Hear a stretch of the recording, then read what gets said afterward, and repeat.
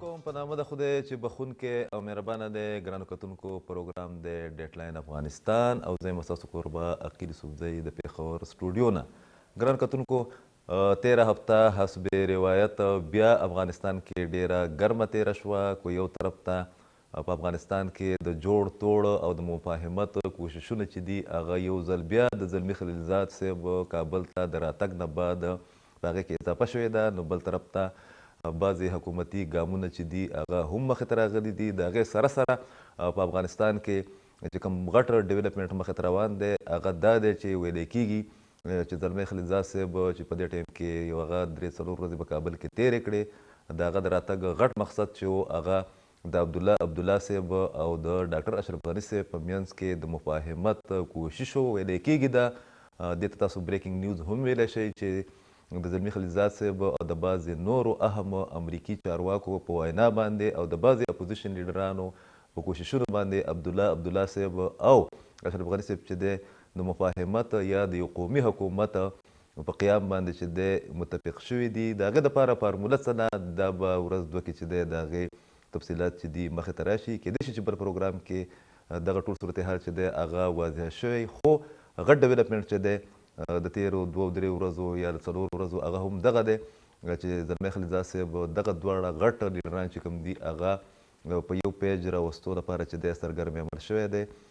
د امریکې وزیر دفاع پرون خبرې کړې دي د پاکستان د آرمي چیف سره په دغه لړ کې. د دې نه علاوه د پاکستان بعضې نور متعلقه خلک چې دي هغه هم په دې خبره باندې بوخت دي چې طالبان په دې خبره باندې آماده کړي چې په دغه پروسس کې یا په دغه کم ټینور چې دی دا کم دورانیه چې ده په دې کې د هغې حملې کمې کړي. تېره هفته چې دا د حملو تعداد چې دی هغه کم پاتې شوی دی. خو پرون په زابل کې د افغان پولیسو د لاسه چې دی په بعض افغان پولیسو باندې په چیک پوسټ باندې او په پوځیانو باندې حمله شوې ده چې په هغې کې ویلی کېږي دا چې تقریبا 13 کسان چې کوم دي هغه په حق باندې رسېدلي دي. بعضې واقعیات چې دي هغه کېږي دا د افغانستان د تاریخ یوه حصه ده. خو مجموعي طور له تېره هفته چې ده هغه د طالبانو له طرفه یا د فورسز د طرفه په یو بل باندې د حملو په حواله باندې ښه ثابته شوې ده. د دې سره غټ ډیولپمنټ چې د تېرې هفتې دی هغه دا دی چې تقریبا په 3 ځایونو کې افغان فورسز امریکن فورسز هغې د داعش خلاف کاروایانې وکړې عملیات یې وکړل او بل طرف ته بعضې داعشیان چې کوم دي تقریبا د هغو شمېره ویلی کېږي دا چې هغه تقریبا 200 کسان دي. هغه د دغه دباو د وجې نه یا د مفاهمتي عمل د وجې نه یا هره وجه چې کېدای شي د هغې د عمله چې دي هغې سرنډر شوي دي. د دې سره سره دغه ویلی کېږي چې د بیک ډور پالیسي یو حصه ده چې تر څو پورې د قیدیانو د مسلې څه حل نه یې راوتی چې په هغې باندې هغه صورتحال چې دی د ډیډلاک ښکار دی. نو بل طرف ته د دغې حل د راتلو پورې یا د مخې راتلو پورې چې دی به په حملو کې چې دی کمی راوستلی کېږي. د افغانستان وزیر دفاع چې دی هغه ویلي دي چې که طالبان په موږ حملې کوي نو موږ به د هغې جواب ورکو. دا د هغې اعلان دی. هغه موږ تاسو ته ښایو چې هغې په خپله خوله باندې څه ویلي دي. اشرف غني صاحب د نوروز په ورځ باندې چې دی چې کوم په دغه مناسبت باندې کوم پیغام جاري کړی دی په هغې کې هغې د مفاهمت خبره کړې ده د مذاکراتو خبره یې کړې ده او د اصلاحاتو خبره یې کړې ده کوم چې د افغانستان دپاره د هغه د الیکشن کمپین ایجنډه وه. دغه والا باندې هم د هغې کومې خبرې چې دي هغه به موږ به تاسو ته ښایو د هغې د ویډیو په شکل کې. د دې سره سره دغه ټول پروسس چې دی دې ته خلک په دې نظر باندې ګوري چې که یو طرف ته د قومي حکومت قیام یو داسې حکومت چې په هغې کې نه صرف دا چې ډاکټر عبدالله شاملي بلکې هغه خلک چې هغې تېره هفته په کابل کې د خلیلي صاحب په کور کې یو میټینګ کړی و چې په هغې کې ګلبدین حکمتیار صاحب او نور خلک هم شامل وو. ویلی کېږي دا چې د امریکې له طرفه اشرف غني صاحب ته عبدالله صاحب ته واضح پیغام ورکړی شوی دی چې که تاسو روغه جوړه نه کوئ مفاهمت نه کوئ په یو قومي ډانچه باندې یا حکومت باندې تاسو متفق کېږئ نه نو موږ به بیا ستاسو نه خپل حمایت چې کوم دی هغه به لرې کړو. موږ به خپل لاس اوچت کړو او موږ به بیا د یو عبوري حکومت لپاره چې دی موږ خپل کوشش کوو. ظاهره ده چې د دغه کم دوحه مذاکراتو یا د دوحه معاهدې چې کوم جزئیات دي یا په هغې کې چې کوم وعدې شوي دي د هغې 2 فریقین دي یو طالبان او بل امریکا. امریکا چونکې د افغانستان زیات انحصار چې دی په امریکا باندې دی او د هغو واضح ډیسیژن اخیستی دی. نور ملکونه چې دي په شا باندې ولاړ دي انکلوډینګ پاکستان. په دغه صورتحال کې افغان حکومت چې دی د هغه لپاره بله لار شته د دې نه چې هغه مفاهمت ته لاړ شي او دغه د افغان ولس یو ډیمانډ هم دی د دې دپاره چې انټر افغان ډایلاګ چې دي هغه ستونزه حل شي او د هغې د لارې بیا په افغانستان کې امن چې دی راشي. کرونا وایرس نه صرف دا چې ټول دنیا په خپل ولقه کې اخیستی ده بلکې افغانستان چې دی هغه هم د هغې نه متاثره شوی دی، خاص کر چې کوم د افغانستان هغه صوبې هرات خصوصا چې هغه د ایران سره لګېدلي دي هلته کې کیسونه رپورټ شوي دي، 40 کیسونه ویلی کېږي چې په هغې کې تصدیق شوی دی، خو تقریبا 50 چې دي هلته کې دي. هلته کې هم سکولونو ته، کالجونو ته، دفترونو ته، بعضې دفترو ته، بعضې سرګرمو ته چې دی هغه معطل شوي دي یا چوټیانې ورکړی شوي دي. د دې سره سره چې کوم بل غټه ایشو ده د کرونا وایرس نه چې کومه پیدا شوې ده د افغانستان په حواله باندې هغه دا دی چې امریکن فورسز او نیټو فورسز د کوم فیډرال چې کوم یو شیډول جوړ کړی په هغې کې تعطل راغلی دی او نیویارک ټایمز ته ویلی شوي دي د امریکن اپیشن له طرفه چې تر اوسه پورې د کرونا وایرس ته مسله نه حل شوي، موږ به دغه سلسله چې د دوباره نه شروع کوو د فیډرال مطلب د فورسز د واپسۍ عمل چې کوم دی. د دې سره امریکي حکام چې کوم دي هغې په دې خبره باندې د خوشحالۍ اظهار کړی دی چې هلته کې په افغانستان کې یو ځل بیا د مفاهمت لپاره د دننه چې کوم اختلافاتو دغه مفاهمت لپاره کوششونه چې دي هغه روان دي.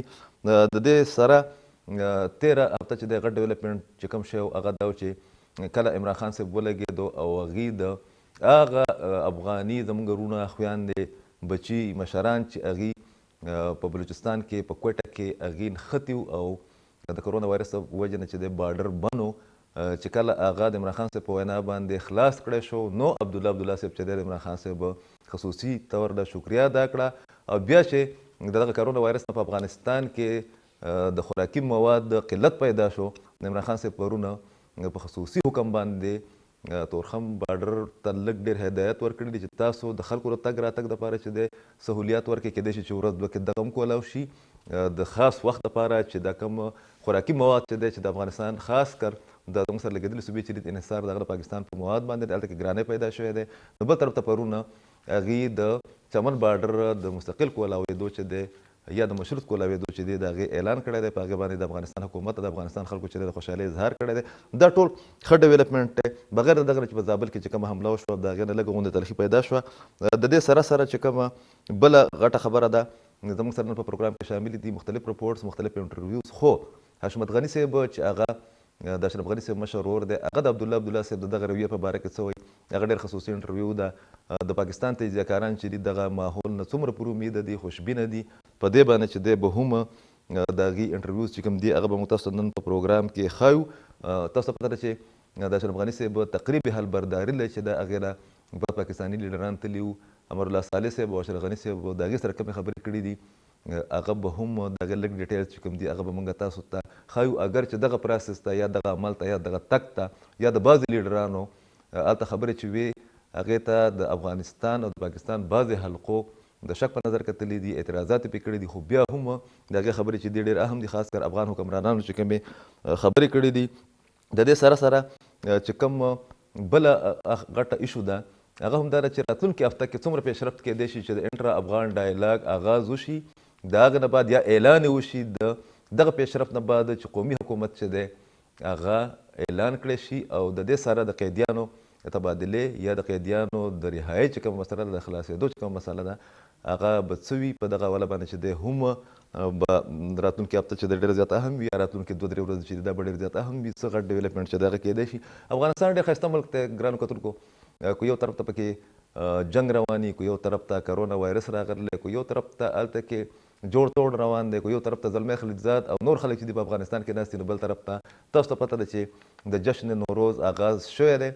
هلته کې د دې باوجود چې په مختلفو تقریباتو باندې چې دي یا د خلکو په راغونډېدو باندې پابندي ده د نورو ملکونو غوندې، خو په ننګرهار کې او په نورو علاقو کې چې د خلک راغونډ شي هغو هلته کې اتڼې کړي دي، هغې چې دي هلته کې سپیشل خوراکونه کړي دي.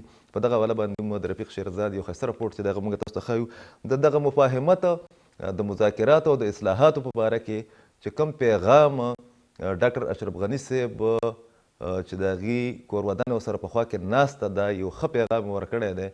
دغه څه دی راځئ چې وګورو د هغې د خولې نه چې تاسو ته لږ ډېره د هغې ترجیحات چې کوم دي هغه تاسو ته واضح هم شي او تاسو ته اندازه هم ولګي چې د اشرف غني صاحب عزایم یا ارادې چې دي هغه څه دي. راځئ چې وګورو دا رپورټ.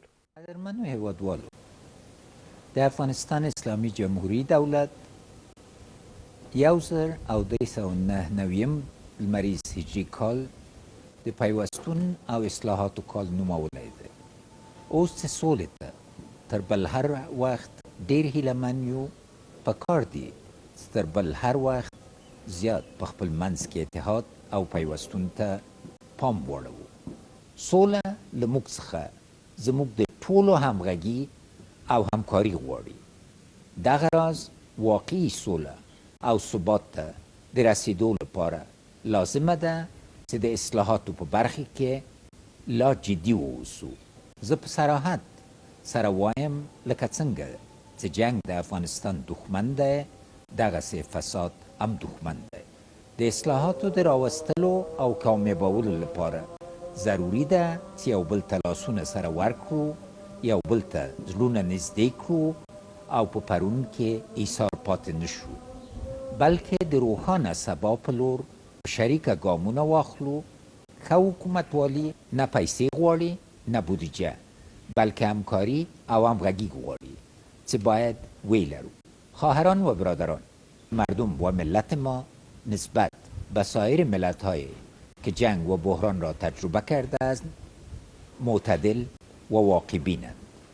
ما با اعتدال می توانیم از موانع و مشکلات با کامیابی عبور کنیم و آینده درخشان را پیش رو داشته باشیم. صلح، ثبات، ترقی و خوشبختی، جامعه، عزم و همکاری و مسئولیت پذیری یکایک ما را می خواهد. قشر سیاسی کشور باید دست به دست هم داده و همه با هم در جهت تحقق آرزوها و خواسته های مالکان اصلی این سرزمین یعنی مردم افغانستان حرکت کنیم. عزتمند و وطنوالو، لکه څنګه چې خبر یاست د کرونا ساری ناروغي په وجه به په ټوله حمل میاشت کې ښوونځي بند وي. له کورنۍ غوښتنه کوو چې په دغه ورځو کې اولادونو وهڅوئ چې وخت ضایع نشي او په کورو کې په زده کړو ځانونه بوخت وساتي. معارف وزارت ته هم لارښوونه شوې ده چې د ښوونځیو د بندېدو ستونزې ته په پام سره د تلویزیون له لارې او نورو لارو د زده کوونکو د زده کړې لارې ولټوي. د کامیاب ژوند لپاره پکار دی چې مشکلات په فرصتونه بدل سی. در پایان یک بار دیگر با عرض تبریک و تهنیت به مناسبت حلول سال نو از خداوند متعال برای کشورم صلح و ثبات و برای همه خواهران و برای هموطنان عزیز سعادت و پیروزی را استدعا دارم. زنده باد افغانستان، یشستن افغانستان، بختور دیوی نویل مریض اجری کال. بسم الله الرحمن الرحیم. هموطنان گرانقدر، درانو خویندو او ورونو، السلام علیکم و رحمت الله و برکاته. فرا رسیدن نوروز باستانی را برای هموطنان عزیز تبریک میگویم. تاسو ټولو ته د نوی کال مبارک وي. نوروز پیام‌آور دوباره زنده شدن طبیعت است که شکوفه‌های بهاری نمایانگر تازگی و تراوت می باشند. نوروز در سرزمین افغانستان قدمات تاریخی دارد و بر ما است تا این جشن باستانی را همه ساله ارج گذاریم. مونږ نوی کال به داسې حال کې نمانځو چې ټول خلک به هیواد کې د صلح او هوساینې هیله لري. امیدوار هستم همه ما از بحران شیوع مریضی کرونا به سلامتی بیرون آمده و شاهد صلح، همدیگر پذیری و امنیت در کشور عزیز ما افغانستان.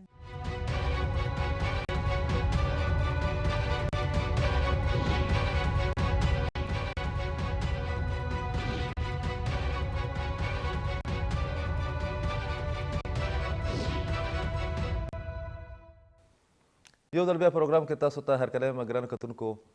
بیبي چې وه هغه په څومره ښکلي ماحول کې ناسته وه، په کومه طریقه باندې چې څادر په سر باندې اچولی و. دا رښتیا خبره ده چې ما له خو ډېر زیات خوند راکړو، خاص کره د هغه خلکو د بیانیې په پس منظر کې چې هغوی غواړي چې افغانستان یا پښتون بیلټ چې دی دا اډ را ماډرن کړي. پکار ده چې موږ هم دغسې د خپل ثقافت د خپل روایاتو چې دی خیال ساتو او فیصلې داسې وکړو چې هغه دنیا چې ده هغې ته نه صرف حیرانه شي بلکې د خپل قام او د خپل وطن لپاره هغه ګټورې هم وي. په دغه حواله باندې چې کوم د حملو لږه ډېره یو سلسله دغه شوې وه یا د طالبانو له طرفه بعضې داسې دړکې چې کو قیدیان نه خلاصېږي نو موږ به بیا خپل عملیات چې دي هغه به تیزو. اسدالله خالد صاحب چې هغه وزیر دفاع د افغانستان هغه په دغه حواله باندې د افغانستان د حکومت موقف چې دی دریځ چې دی هغه وړاندې کړلی. راځئ چې وګورو چې هغې څه وایي. نن بیا یو ځل د تاسې په خدمت کې یو. په هغه پیغام کې مو له طالبانو دا غوښتنه کړې وه چې د هغې موافقتنامې چې زموږ د امریکایي دوستانو او د دوی ترمنځ په قطر کې سوي او د افغانستان حکومت د هغه په احترام د خشونت د کموالي ونی ومنله، د موږ قواوې و دفاعي حالت ته ولاړې. خو متاسفانه طالبانو د هغې ونی له تېرېدو وروسته بیا خپلې حملې نه یوازې پیل کړې بلکې ډېرې زیاتې هم کړې چې موږ په هغه کې تلفات هم درلودل. و متاسفانه بعد از پیام ما عملات به حالت خودشان باقی است و هیچ تغییر در کمی عملات دشمن نامده. ما امروز به تمام قوتهای خود هدایت میتیم تا از حالت دفاعی به حالت دفاع فعال برن که در دفاع فعال محدودیت‌هایی که در دفاع داشتن در دفاع فعال کمتر میشه و از هر جایی که دشمن تدارک حمله را بالای قوتای ما میگیره ما حق از این می داشته باشیم که از خود دفاع بکنیم. بل پیشنهاد بمی و ټولو تداوی په ډیر جدیت سره د افغانستان حکومت او د افغانستان امنیتي ځواکونه په دې کار کوي چې د کورونا د مرض مخنیوی وکړي او په دې دوران کې خلکو ته خدمات ورسوي. زموږ پیشنهاد او غوښتنه دا ده چې د دې لپاره چې د دې آفت مخنیوی هم کړی وي یو اوربند ته لاړ شو او په هر گوشه د افغانستان کې د هر گوشه افغانستان بتانیم با مردم خود برای وقایه و برای تداوی مرض کمک بکنیم. پیشنهاد ما با اوربند سراسری خواد بود تا بتانیم د جلوگیری از این مرض با هم یک جا کار بکنیم. ګرانو کتونکو هغې د دغه اوربند په حواله باندې چې د هم خبره وکړه او بیا ښه خبره ده چې اضافي نوټ چې دی هغه د کرونا په حواله باندې کړه. زما په خیال باندې که موږ د افغانیت خبره کوو د انسانیت خبره کوو دا د دې پوره دنیا لپاره یو غټ تریټ جوړ شوی دی. پکار دا ده چې په دغه دوران کې تر څو پورې چې دا مسله په خپل ځای باندې موجوده ده فریقین چې دي کو هغه د نیټو هغې خو نه کوي اوس حملې چې دي د معاهدې بعد یا امریکایان چې دي هغې خو نه کوي د طالبانو له طرفه یا د افغان فورس د طرفه کو کارویانې کېږي. نو پکار دا ده چې دومره جنګ شوی دی یو څو هفتې چې دي هغې کې کو لږ دیو دمه وکړي خدای دې کړي چې د هغې نوبت رام نه شي چې هغه جنګ بیا شروع شي. خو څنګه چې ما په ابتدا کې خبره وکړه چې تېره هفته نسبتا چې د هغه ښه تېره شوه ده په دغه حواله باندې هم دغه رنګ تېره هفته په بعضې علاقو کې چې دي هلته کې د داعش خلاف نه صرف دا چې افغان فورسز محدود کارویانې کړي دي بلکې په دوه مختلفو ځایونو کې چې دي طالبانو هم د داعش خلاف کارویانې کړي دي او دغه رنګې بعضې داعشیان چې کوم دي چې هغې کې د مختلفو ملکونو خلک دي هغې سرنډر شوي هم دي هغې وسله غورځولې ده. په دغه حواله باندې زموږ سره د رفیق شیرزاد رپورټ ته راځئ چې وګورو چې په دغه حواله باندې څه پیشرفت شوی دی. لغمان والی محمد آصف ننګ وایي د ملي امنیت د ځواکونو په هلو ځلو د دې ولایت لپاره د داعش وسلوالې ډلې تش په نامه والي په ګډون 30 تنه وسلوال افغان ځواکونو ته له وسلو سره تسلیم شوي دي. د لغمان والی په یو خبري غونډه کې داسې ویل نو دوی تاثیرګذاره دي. ولې نه دي تاثیرګذاره؟ دلته تاسې هره سیمه پیږئ چې که په کونړ کې یو ګروپ موجود وي د طالب کومک کوي دا بل ګروپ ته د لغمان یا د ننګرهار دوی داسې یو کټګورۍ د یو تشکیلات دي نو دا به په امنیت باندې هم ډېر تاثیر وغورځوي په خاصه توګه د لغمان او هغه ویره چې داعش په هره ساحه کې غواړي چې قرارګاوې جوړې کړي. لغمان هم هدف و لغمان ډېر لوی هدف و. اما زموږ د ملي امنیت همکارانو ډېر لوی پروژوي کار وکړو چې لغمان یې په سیف سایډ کې وساتو، یعنې په یو امن او سپینه ساحې کې وساتو. بلخوا د داعش وسلوالو تسلیم شوی قمندان فیروز بیا وایي مخکې مې په خلافت اسلامي کې فعالیت کوو او دولت په خلاف هم طالبانو په خلاف هم او بیا د امنیت ملي د موظفینو په هڅو باندې او موږ د دولت سره یو ځای شولو او هغه کارنامې چې موږ مخکې کولې هغه موږ د هغې نه لاس واخیست او رالو د خپلو وروڼو سره لاس یو کړو. او هغه دپاره موږ نه غواړو چې زموږ په افغانستان خاوره کې زموږ مسلمان وروڼه زموږ د لاسه یعنې متضرر شي او هغوی ته ضرر ورسېږي. او موږ هم غواړو چې نورو مسلمانانو سره په دې ځمکه کې امن او سوله باندې ژوند وکړو. د یادولو وړ ده په لغمان ولایت کې دا لومبی ځل دی چې په دومره ډیر تعداد کې داعش وسلوال افغان ځواکونو ته تسلیمیږي. تر دې وړاندې ډیری داعش وسلوال په کونړ ولایت کې افغان ځواکونو ته تسلیم شوي وو. خو د لغمان ولایت چارواکي وایي چې په یاده سیمه کې ډیر داعش وسلوالو افغان ځواکونو سره ژمنه کړې چې افغان ځواکونو ته به تسلیمیږي. خو داعش وسلوالو تر اوسه په دې هکله څه نه دي ویلي. کامرمین ضمیر امید سره رفیق شیرزاد، خیبر نیوز.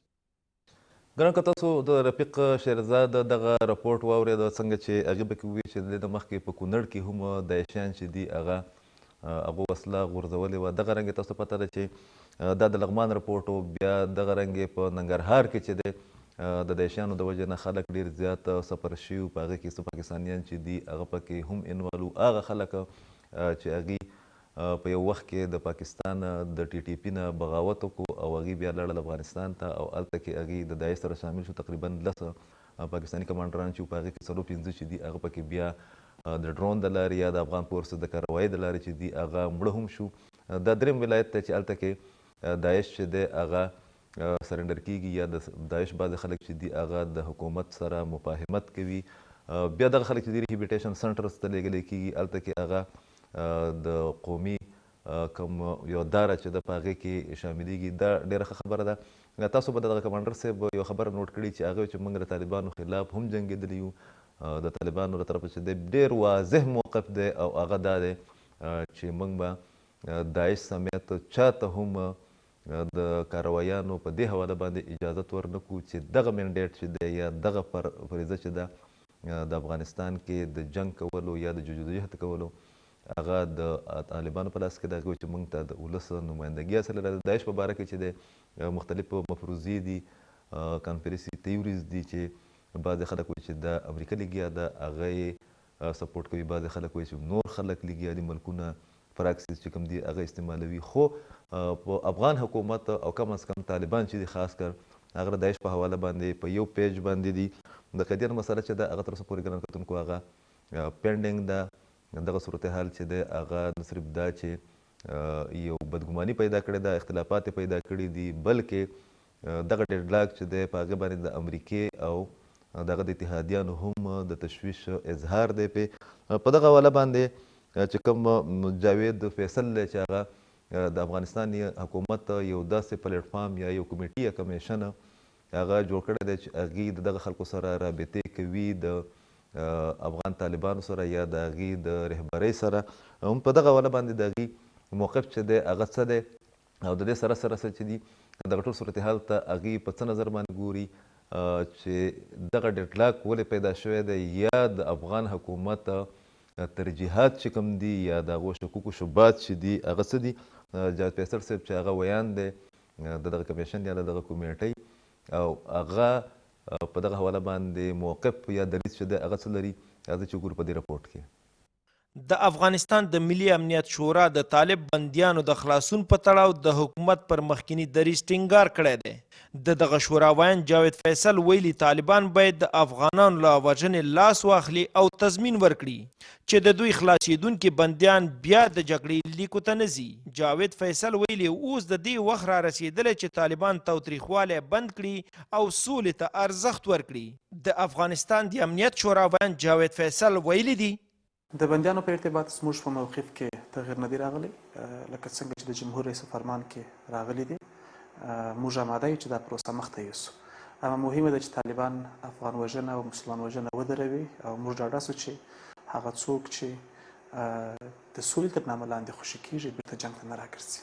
دا په داسې حال کې ده چې افغان سولې لپاره د امریکې ځانګړي استازي زلمي خلیزاد پرون پر خپل فیسبوک پاڼه ولیکل چې د بندیانو خلاصون باید ژر تر ژر پیل شي. د طالبانو او امریکایانو د شوي هوکړې پر بنسټ د طالبانو 15,000 بندیان باید تر بین الافغاني خبرو وړاندې د افغانستان له زندانونو آزاد کړی شي. خو افغان حکومت د جګړې لیکو ته د بندیانو بیرته نه ګرځېدل او د بین الافغاني خبرو پیلېدل دې کار ته شرط ټاکلی دی. کمرمن ضمیر امید سره رفیق شیرزاد، خیبر نیوز. ګران کتونکو دغه یو ډیډلاک دی او ډیر امید دی، خلک ډیر خوشبینه دي چې کله د قومي حکومت یا د دې دواړو لیډرانو په منځ کې د مفاهمت دغه مسله چې کوم ده د حل شي. امید دا دی چې دغه د قیدیانو مسله به هم حل شي او د هغې نه بعد د انټر افغان ډایلاګ زمینه چې ده هغه به هم هواره شي. په دې ټایم کې زه اخلم بریک، د بریک نه بعد به بیا د حشمت غني صاحب انټرویوز او بیا د پاکستاني تجزیه کارانو او بیا د نورو چې کوم متعلقه خلک دي د هغو رای او انټرویوز چې دي هغه به موږ شاملو په پروګرام کې. اخلم ورکوټه شندمه.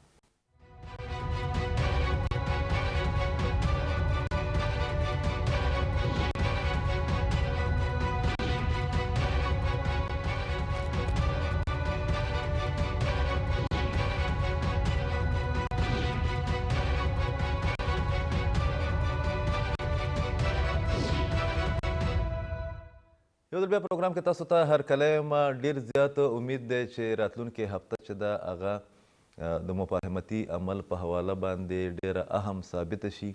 په افغانستان کې کو یو طرف ته دوه سربراهان مملکت ناستې داسې پکې تاسو به نوټس کړي هم وي چې کو یو طرف ته اشرف غني صاحب چې دی هغه لږ ډېره د صبر او تحمل مظاهره کوي. هغه شدت یا هغه سختی دغه په رویه کې موږ ته نه ښکاري کومه چې د الیکشن نه مخکې وه یا د الیکشن نه بعد وه، ځکه چې هغه ته د هغه حالاتو او د چیلنجز اندازه ده کوم چې په دې خاص موډ باندې د تاریخ په دې خاص موډ باندې افغانستان ته راپېښ دی. بیا انټرنیشنل پرشر هم دی، انټرنیشنل خپله یو څه بندي ده پې. نو بل طرف ته د هغې په ضد باندې په اوله ځل باندې چې دی ډېر مضبوط اپوزیشن مخې ته راغلی دی. دغه اپوزیشن کو موږ وګورو د قومي حکومت یا یوه داسې فارموله چې هغې ته موږ د اشتراک عمل نوم ورکولی شو د حکومت کې دننه. کو هغه مخې ته راځي چې د هغه لپاره زلمی خلیزاد صاحب چې دی هغه په کابل کې 3-4 ورځې تېرې کړې او بیا د نورو اهم امریکي چارواکي چې کوم دي د هغې پرشر هم دی، د هغې رابطې هم دي د دواړه غټو لیډرانو سره. نو بل طرف ته کو یو طرف ته دغه پیشرفت چې دی هغه دغه پوره صورتحال باندې به اثرانداز کیږي د انټر افغان ډایلاګ او د قیدیانو د رهایي او د جنګ بندۍ د اوربند. نو بل طرف ته د اپوزیشن په یو پیج باندې راتلله او یا د دغې ایونټ یا د دیو د دې اتحاد نه بعد کو هغې د دغه حکومت یو حصه جوړېږي. نو زما خپل خیال دا دی چې د افغانستان حالات او د مستقبل چیلنجز چې کوم دي هغه د دې لپاره ډېر اهمیت لري چې د دغې مسلې په حل کې به ډېر غټ مدد میلاو شي افغان حکومت ته، طالبانو ته او امریکایانو ته. او دغه د افغان ولس چې دی هغه خواهش هم دی. حشمت غني صاحب چې دی هغه د ډاکټر اشرف غني صاحب ورور دی، ډېر بې باکه او باجرته تجزیه کوي د افغانستان په معاشرت باندې، په ثقافت باندې. د هغې ډېر غټ جوور نظر هم دی. هغې خیبر نیوز ته خصوصي انټرویو ورکړی ده، خاص کر د عبدالله صاحب د کردار په حواله باندې. او د هغې ډېر ښایسته غوندې د خبرو انداز دی، بالکل هغه سوچه پښتون چې کوم یو سټایل وي په هغې کې راځي چې وګورو دغه خصوصي مرکه د خیبر نیوز سره. ګورئ اول خو د ملک تر اوسه پورې په مفکورې باندې یا په ګوند په حساب باندې نه ده تشکیل شوی، همیشه په ګډ باندې. دی کې چې ډاکټر صاحب عبدالله ته یو څوکۍ ورکړ سي، دی ته خو زم یا زه فکر نه کوم څوک په دې ملک کې وایي چې نامې ورکوئ که نه، یا بالکل یې وباسئ د دې ورک. د ملک خو هر یو حق دی چې شي لري. دا چې راوړي تقسیم یې کوي. یا تېر وارې هم ډاکټر صاحب عبدالله نه پوښتنه وکړه، ما مشوره بالکل بل شي. ما ویلې راسئ کار تقسیم کوي ورور، حکومت به تقسیموئ. مونږ خو له بده مرغه نه هېڅوک د عقل خبره نه کوي چې راس کار تقسیم کړ. ډاکټر صاحب عبدالله ډېر ښه سړی دی، د ګرځېدلو د چکر د خلکو ډېر باعزته خلکو سره رفتار کوي. که دا د فضلي او د دوی په حساب عوض باندې دا ننګرهار ته هم راغلی وای او د خلکو غمونه او دی اورېدلی وای، بېرته تللی وای رئیس جمهور سره یو ښه مشوره یې ورکړې وای، خو کار جوړېده که نه. که هرات ته تللی وای یا احتیاط ته تللی وای، رئیس جمهور دنیا سره بلد دی، په ژبه هم پوهېږي، په کومک هم پوهېږي، په سټرکچر هم پوهېږي، په شي هم پوهېږي. پر هم دا نورو خو په دې شیانو باندې زه نه وایم چې خلکو ته رسېدل مهمه نه دي، مرم رسېدل نه مهمتر د خلکو کار کول مهمتر دي. سړک غواړي خلک، برق غواړي خلک، آینده غواړي خلک، فابریکه غواړي، ژوند غواړي، بل غواړي. دا مهم دي یا بنډار مهم ده؟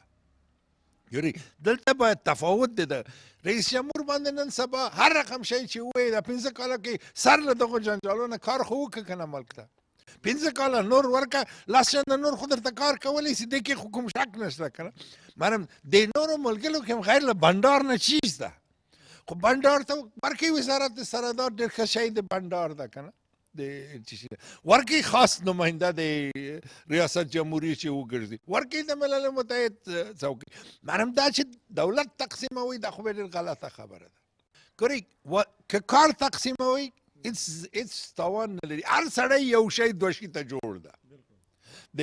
مرم بالعکس دی، دا ملک د شی روان د ډاکټر د طب نه سیاست مدار جوړ کا، سیاست مدار نه ډاکټر د جراحي جوړ کا. دا خو نه کېږي که نه. هر څه ته یې همغه سړي ته، یو سړی په زراعت باندې ډېر ښه پوهېږي، دا خو به وزیر د سیار مه جوړوئ که نه. هېڅ شی به نه شي صاحب. لکه هماغندې خلک په کونج کې ناست دي د چې نه به څوک تریخوالی ته پرېږدي، نه به څوک چغو ته پرېږدي. بالاخره به پرېږده چې یو څو ورځې د دوی دا شاوخوا لږ څه عقل ته راسي و دوی دواړه، بیا به په یو ډیران باندې په ناسته باندې به بیرته سم سي. د چې نه دا ورته د منطق خبره ده، نه د توپک خبره ده، نه د زور خبره، نه د دنیا خبره ده، دا د خپله د افغانانو خبره ده. د چې ما درته مخکې ویل 4 نفره سپینګیري د پنجشیر به هم پاڅېږي، ډاکټر صاحب عبدالله کې د چې نه یو 4 نفره چې زړه سوځوي د ملک باندې. د رئیس جمهور به هم دې ته قانع کړي چې همالته پنجشیر کې په یو دسترخوان باندې کښېني او عبدالله او دا نور بیرته غاړه ورکړي. دا شی جنګ ته تمامېږي نه بل ته تمامېږي. دا ما مخکې هم تاسو ته اشاره وکړه، دا ټول د دغه څو ځوانانو چې د رئیس جمهور شاوخوا او د ډاکټر عبدالله شاوخوا یې نیولې ده او د کرزي صاحب د نورو د فساتو له وجې نه دغه حالت ته رسېدلې ده. نه دا چې دا څه خاص مشکل خبره نه ده. ډېره جوړې خبرې وکړې او مشاهده چې ده هغه هم ډېره جوړه ده. د افغانستان په حالاتو باندې، د افغانستان په کلچر باندې ډېر ښه پوهېږي او ظاهره ده چې د اشرف غني صاحب ورور دی او دیو احمدزي دي په دغه ټولو څیزونو باندې د دوی خپل یو پس منظر پاتې شوی دی. خو یو طرف ته حشمت غني صاحب چې دی هغه د افغانستان په دننه حالاتو باندې، په جرګه باندې، په مرکه باندې او په دغه ټولو لوبو باندې ډېر ښه پوهېږي. نو بل طرف ته اشرف غني صاحب چې دی هغه انټرنیشنل فیګر دی، ډېر غټ یو شخصیت دی. هغه په اکانمي باندې او په دې څیزونو باندې د ورلډ بینک غوندې اداره چې ده په هغې کې په اهم چوکو باندې فرایض سرانجام کړي دي، په ډېرو زیاتو څیزونو پوهېږي. د صدارت نه مخکې چې دی هغه هم په افغانستان کې چې دی د هغه خپل یو کردار پاتې شوی دی. نو خدای دې وکړي چې د حشمت غني صاحب چې دا کومې خبرې دي دا صحیح ثابتې شي او دغه چې ما په اوپننګ کې کومه خبره وکړه، په انټرو کې کومه خبره وکړه، هم دغه یو کوشش روان دی چې د مفاهمت لاره چې ده هغه مخې ته راشي. او حامد کرزی صاحب وغوښتی دی د هغې سره خلیلي صاحب دی، هلته کې محقق صاحب دی، د استاد رباني صاحب زوی دی، د هغو فیملي ده، احمد زیار محسوس صاحب دی، د دې سره چې د ګلبدین حکمتیار صاحب دی. دا هغه وخت دی چې په دې کې سره د طالبانو چې دا ټول افغانان کینی او دوی د امن دپاره، د مفاهمت دپاره او د افغانستان د ښه راتلونکي دپاره، د نسل دپاره چې د خپل یو کردار ادا کړي. ځکه زه وایم چې راتلونکي 2-3 ورځې چې دي هغه ډېرې زیاتې اهم دي. د پاکستان تجزیهکاران چې دي، د پاکستان څېړنکاران چې دي، هغه دغه ټول صورتحال ته چې دی په څه نظر باندې ګوري، ځکه چې د افغانستان او د پاکستان حالات یو بل باندې ډېر زیات اثر انداز کېږي، خاص کر په بلوچستان باندې او په خیبر پښتونخوا باندې، ځکه چې دلته کې هم پښتانه اوسېږي، د ډیورنډ هغه کرښې د کرښې نه اخوا چې دی هم پښتانه اوسېږي. او بیا څنګه چې ما خبره وکړه چې د افغانستان او د پاکستان په یو بل باندې انحصار هم دی، کو هغه تجارتي دی، کو هغه ثقافتي دی، کو هغه د ګیلو او د شکوو دی او که د خوشحالو دی. په دې حواله باندې پروفیسر ډاکټر فخرالاسلام صاحب چې هغه د افغانستان ډېرې زیاتې دورې هم کړي دي، مختلف آرټیکلز ریسرچ پیپرز یې هم لیکلي دي، هغې د خبر نیوز سره په پېښور سټوډیو کې چې دی یو مرکه کړې ده. راځئ چې واورو چې د هغې رایې د پاکستان د پښتنو د اوپینین په پس منظر کې یا د خواهش په پس منظر کې چې دی څه ده، راځئ چې وګورو ډاکټر صاحب. یو خو دا ده جی چې زه په هغه کسانو کې یم چې ډېر خوشبین او امیدوار یم چې انشاءالله دا معاهده به کامیابۍ طرف ته ځي. او دا زه داسې نه ګڼم چې ګنې داسې څه بې بنیاده خبره ده. اولنۍ خبره خو دا ده چې افغان ملت چې دی هغه د جنګ نه تنګ دی، هغه نور جنګ او نور وینه تویېدو ته تیار نه دی. نو څومره چې د افغانستان لیډرشپ دی په هغې د دې عوامو د دې ملت یو فشار او دباو خو شته که نه چې هغوی جنګ نه غواړي، نو چې څوک جنګ ته دوام ورکوي افغان عوام هغې سره ملګرتیا ته نه دي تیار. دویمه خبره دا ده جي چې امریکا یو قوت دی او بیا په افغانستان کې دننه طالبان یو قوت دی چې هغوی دواړه غواړي چې خبره د صلح طرف ته لاړه شي. دا نور چې کوم خلک دی او شخصیات دي اصل کې هغوی خپل اهمیت سیوا کول غواړي. زه نومونه خو نه علمه، خو مختلف تنظیمونه په دې وخت کې خپل اهمیت سیوا کول غواړي. مطلب یې دا دی چې په آینده کې کوم حکومت مخې ته راځي او منځ ته راځي چې هغې کې ماته لږه ډېره حصه میلاو شي. نور تاسو وکتل اشرف غني صاحب چې کوم دغه ځای ولسمشر دی، هغه د دې معاهدې نه فوراً پس د طالبانو د قیدیانو د رهایۍ نه انکار وکړو، خو ډېر زر یې بیا هغې نه رجوع وکړه او هغه طرف ته تیار شو. داسې کیدی نشي چې امریکا یو معاهده لاسلیک کی او په افغانستان کې څوک د هغې نه انکار وکړي. خو به هر حال هره معاهده چې کله هغه خپل انجام ته رسي نو هغې کې لږ وخت لګي. اوس خو په دې عالمي سطح باندې د کورونا د بیمارۍ دا مسله راله، په دې باندې لږه شان د افغانستان چې دا مسله ده دا شاته لاړه. خو دا دومره مهمه مسله ده چې دا شاته د تلو نه ده. انشاءالله چې لږ شانته د کورونا دا وایرس دا دوړې لاندې کینی نو یو ځل بیا به د افغانستان د آینده په باره کې ټوله دنیا سوچ کوي. انشاءالله او انشاءالله چې دا معاهده کامیابۍ سره مخامخ کیدونکې ده.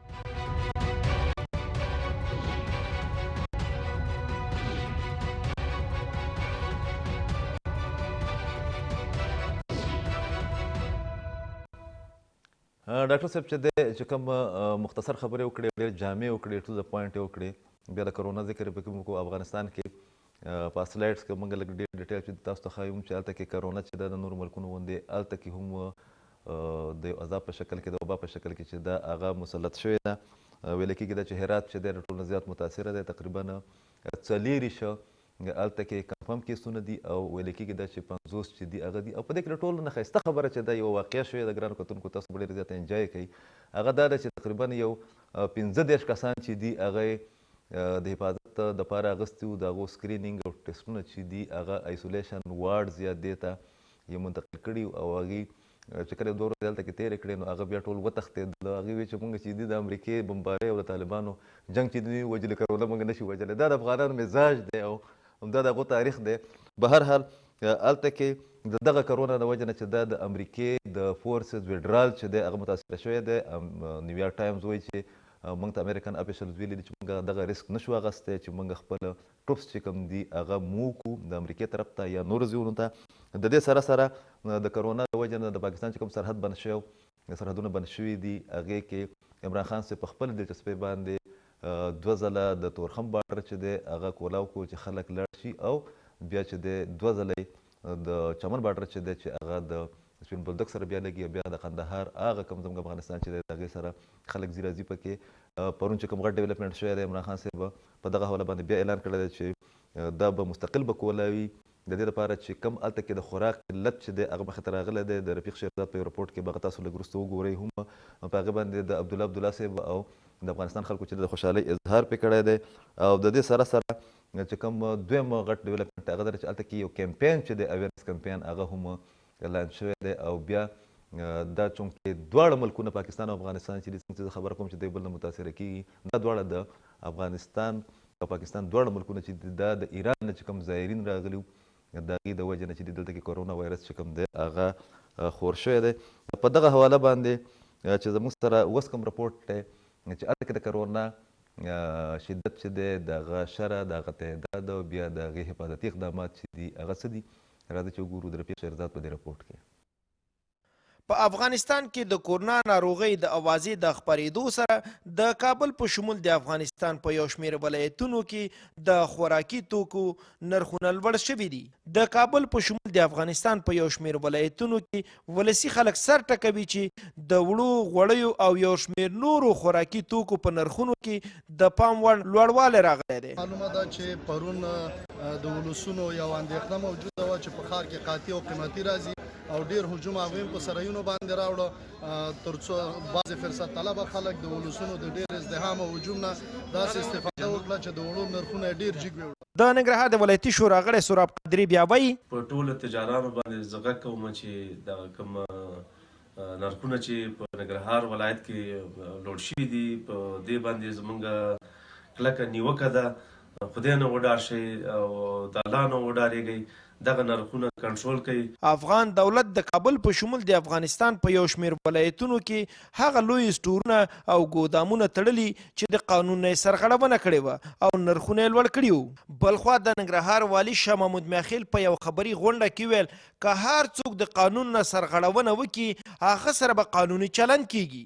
او پاکستان سره هم خبرې روانې دي چې هغه تدابیر سړی صحیح ونیسي د مال په دې خوا نه چې راځي هغه هم نږدې کېږي او تګ راتګ به کېږي.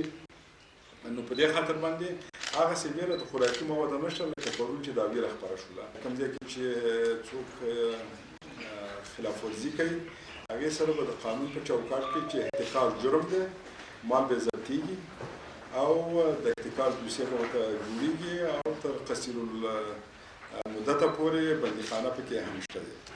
د افغانستان د حج او اوقافو وزیر په پلازمینه کابل کې په یو خبري ناسته کې ویل د یو شمېر دیني علماو سره له سلا مشورې وروسته تصمیم ونیولو تر یو وخته پورې په جوماتونو کې د فاتحې مراسم ترسره نشي.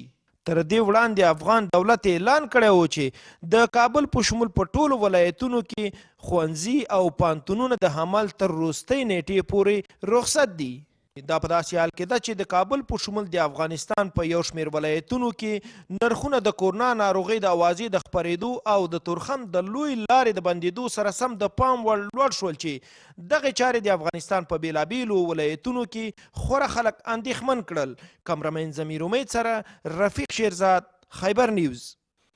ګران کتونکو په دغه رپورټ کې تاسو به نوټ کړي وي چې هلته کې خوراکي مواد چې دی د هغې قلت پیدا شوی دی. د هغې بنیادي وجه دا ده چې تقریبا 11 صوبې چې دي پراوینسز د هغې سرحدونه چې دي هغه د پاکستان سره لګېدلي دي. هغې ته زموږ د دریو لارو نه چې دی تجارت کیږي یا د خوراکي مواد چې دی هغه لېږلی کیږي د تورخم نه د غلام خان نه د بدقسمتۍ نه د غلام خان چک پوسټ چې کوم دی یا چک کراسینګ پوینټ چې ورته موږ وایو هغه د یو څو هفتو نه بند دی. د حکومت پاکستان ذمواري جوړیږي چې هغه د افغان چارواکو سره یا د حکومت افغانستان ذمواري جوړیږي چې د پاکستاني چارواکو سره دغه ستونزه چې د هغه حل کړي. په تېر پروګرام کې ما درخواست کړی چې دغه مسله چې د هغه د حل کړي. بیا دویم چې دی چې هغه قندهار او خوا او شا کې چې کومې صوبې دي چې هغې ته خوراکي مواد لیږلی کېږي او بلکې تجارت کېږي چې هغه ډېر زیات دی خاص کر دغه د خوراک د څیزونو هغه زموږ د چمن د بارډر د لارې کېږي.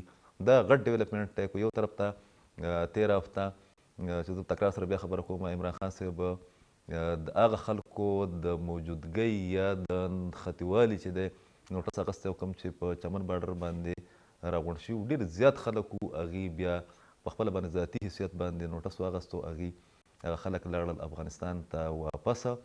بیا چې کله دا رپورټس رالل د افغانستان نه چې د دغه خوراکي مواد د کوم سپلای لاین چې دی د هغې د کټ کېدو د وجې نه چې بنیادي وجه کرونا وایرس دی د افغانستان په بعض علاقو کې چې دی قلت پیدا شوی دی د خوراکي مواد. د عمران خان صاحب پرونه خصوصي طور له چې دی بیا حکم جاري کو چې کوم چمن بارډر دی هغه د کولاو کړي او دغه رنګه خبره کېږي چې د تورخم په بارډر په باره کې چې دی هم یو فیصله چې دا هغه را روانه ده چې دا به په یو خاص ټایم کې چې دی چې کله ټرکونه د هغې هغه مانیټرینګ وشي د هغې هغه چیکینګ وشي د هغې د بعد به بیا د منظم طریقې سره چې دی دا چې کوم افغانستان د ننګرهار او د نور کومې علاقې چې دي خوست، پکتیا، پکتیکا وغیره وغیره، نورستان وغیره چې دې ته هم خوراکي مواد چې د پاکستان د لارې هغه ورسي د چیکینګ نه بعد. دغه ډیولپمنټ چې دی دا ډېر زیات ښه دی زه به یو سلایډ ته ځم چې د افغان ولسمشر او امرالله صالح د پښتنو لیډرانو سره کومې خبرې کړي دي په هغه بیا تفسیر هم کوم.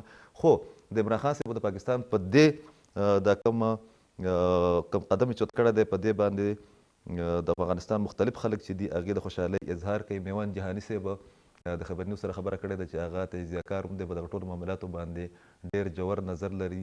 راځئ چې وګورو چې هغې دغه قدم ته د پاکستان یا د عمران خان صاحب دغه قدم چې دی یا فیصله چې د په څه نظر باندې ګوري. نو د ما په نظر باندې دغه د کوټې لار چې اوس خلاصه شوې ده دا ډېر یو ښه کار شوی دی، نیک کار شوی دی او پاتې شو دغه نورې لارې موږ نور هم د پاکستان د حکومت نه هیله لرو چې باید دا لارې ونه تړل شي، ځکه دوی باید نوره هم د په صحي بخش کې د افغانانو سره د افغانستان د خلکو سره باید مرسته وکړي او دغه لارې تړل یو نوع د ولسونو ترمنځ نفرتونه هم رامنځته کوي او بل چې دی په د اقتصادي وضعیت باندې ډېر بد اغېز کوي، ځکه چې دی خوا افغانان د اقتصادي مشکلاتو ستونزو سره مخ دي. اول ته هغوی باندې د هغوی ځای په عوامو په تجارت باندې هم بد تاثیرات کوي. نو زه هیله ترېنه دا لرم چې باید دغه نورې لارې چې کومې تړل شوي دي دا هم باید خلاصې شي او چې تر څو پورې د افغانستان د خلکو او د پاکستان د خلکو هغه اړیکې نورې هم سره پیاوړي شي. بالکل د دوی د خبرې سره زمونږ بالکل اتفاق دی که یو طرف ته د افغانستان امن او استحکام او د پاکستان او د افغانستان ښه تعلقات چې دي هغه د دواړو هیوادونو چې دی ضرورت دی، خاص کر د پښتنو په سیاست او معاشرت او تجارت د معیشت په پس منظر کې چې ته موږ ګورو دا زموږ دپاره ډېره اهم ده.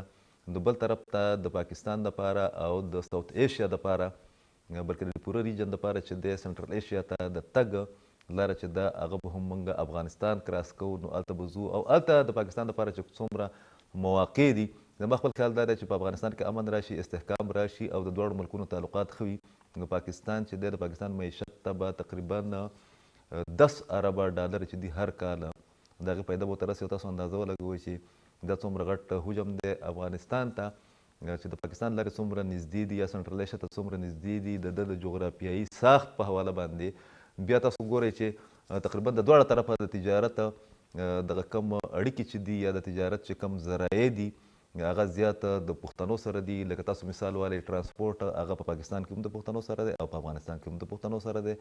دغه رنګې د پاکستان نه چې کوم خلک تجارت کوي په هغې کې د یو سروې مطابق 80% خلک چې دي هغه د کوټې د پیښور زمونږ د قبایلي سیمو د سوات د جنوبي اضلاع د دې سره تعلق لرونکي دي. د افغانستان هغه آبادي چې هغه ډېر زیات کاونټ کېږي هغې چې کوم د انحصار هم د خوراکي مواد او د نورو څیزونو چې دی هغه په پاکستان باندې دی. د مثال په طور له کابل پیښور ته ډېر زیات نږدې دی، د مثال په طور له جلال آباد یا ننګرهار پیښور ته ډېر نږدې دی، د مثال په طور له قندهار کوټې ته ډېر زیات نږدې دی. نو پکار دا چې دا ټول څیزونه چې دي دا موږ د امن سره وتړو او د امن نه بعد د بد اعتمادي ختم کړو او د یو بل تعلقات چې کوم دي هغه دومره ښه کړو چې د مستقبل دپاره زموږ دپاره یو دروازه کولاو شي. بالکل اخري لحظې دي د یو ښه رپورټ نه چې هغه د جشن نوروز سره متعلق دی د هغې نه مخکې به دغه کوم یو اهم ملاقات چې شوی دی هغه خلک پښتانه لیډران چې هغې تلي افغانستان ته د ولسمشر اشرف غني صاحب په دستوره کې چې دی تقریب حلبردارۍ کې شرکت کړی په هغې کې د عوامي نیشنل ګوند خلکو په هغې کې د پی ټي ایم خلکو د پی ټي ایم خلکو هلته کې بعض داسې خبرې کړي دي چې هغې باندې خلکو ډېر اعتراضات کړي دي. نه صرف دا چې د پاکستان اسټابلیشمنټ له طرفه د پاکستان د خلکو له طرفه دغه سلایډ 3 چې دی په دې کې به تاسو ته چې دي هغه بعد دغه راځي ډیټیلز به راځي چې په هغې کې کم بیانات د 2-3 کسانو له طرفه راغلي دي پکې. د بل طرف ته په هغې کې آفتاب خان شیرپا هم و، هغې کې غلام محمد بهلور هم و، په هغې کې د عوامي نیشنل ګوند نور لیډران هم او ورسره چې د محمود خان اچکزی صاحب هم دوی ملاقات کړی دی په دغه دوره کې د اشرف غني صاحب سره د نورو لیډرانو سره. اشرف غني صاحب چې دی هغې چې کوم اعلامیه جاري کړې ده د ارګ نه د پریزیډنسي نه ډېره ښایسته خبره کړې ده چې موږ د برابرۍ په بنیاد باندې د پاکستان سره تعلقات چې دي دا غواړو. همیشه د افغانانو دا ګیله پاتې شوې ده چې پاکستان موږ ته په دغه نظر باندې نه ګورو چې اکویلټي چې کوم ده برابري چې ده پاکستان په پالیسۍ کې ډېر زیات چینج راغلی دی پکار چې نور پکې هم راشي څنګه چې د هغې پس منظر په خپل ځای باندې موجود دی. هغې د دې خبرې اعتراف کړی دی په دغه ملاقات کې چې د خیبر پښتونخوا او د بلوچستان خلک چې دي هغه د دغه بدامنۍ نه د دغه جنګ نه چې دي ډېر زیات متاثره شوي دي. د هغې خپل یو بیکګراونډ دی ګرانو کتونکو چې دلته کې چې کوم جنګ شوی دی د 2009 نه بعد د 2018 پورې په هغې کې تقریبا چې دي 80,000 خلک چې دي هغه مړه دي او په هغې کې 80% چې هغه پښتانه دي. امرالله صالح ویلي چې موږ د ډیورنډ لاین نه اخوا چې کوم پښتانه موجود دي د هغو د معاملاتو نه موږ لا تعلق نشو پاتې دی. او دغه حواله باندې چې کوم پښتون لیډرشپ د هغې سره په دغه میټینګ کې ناست و هغې ورته دا ویلي و چې زموږ خواهش دی چې د دواړو ملکونو تعلقات ښه شي ځکه چې دا خاص کر د پښتنو دپاره چې دی ډېره اهم خبره ده. ګرانو کتونکو وخت بالکل ختم دی. په کار دا چې د راتلونکي په حواله باندې افغان قیادت به د راتلونکي څو ورځو کې کو د کرونا دا مسله چې دا حل نشوه خو ورسره به د افغانانو خپل مزاج دی نو په راتلونکو څو ورځو کې به موږ ته ښه خبرونه میلاو شي ښه ډیولپمنټ به وشي. خو باوجود د دې چې هلته کې جنګ دی باوجود د دې چې هلته کې دننه چې ګډوډ روان دي خو د دې باوجود جشن نوروز چې دی هغه روایتي د خوشحالۍ هغه موقع ده چې افغانستان او په ایران کې ډېر او په سنټرل ایشیا کې منځلی کېږي. باوجود د دې چې په ګیدرینګز باندې او په راغونډېدو باندې تاسو ویلی شئ چې پابندي ده خو افغانان دي بیا چې پښتانه او په ننګرهار کوي. نو راځئ چې وګورو د رفیق شیرزاد دا راپورټ او تاسو بیا چې دي د افغانانو په دغه حالاتو کې خوشحالي چې کوم ده د جشن نوروز په حواله باندې هغه هم لږ انجوی کوي. ستاسو په مخ باندې به چې دی مسکراهټ به راشي او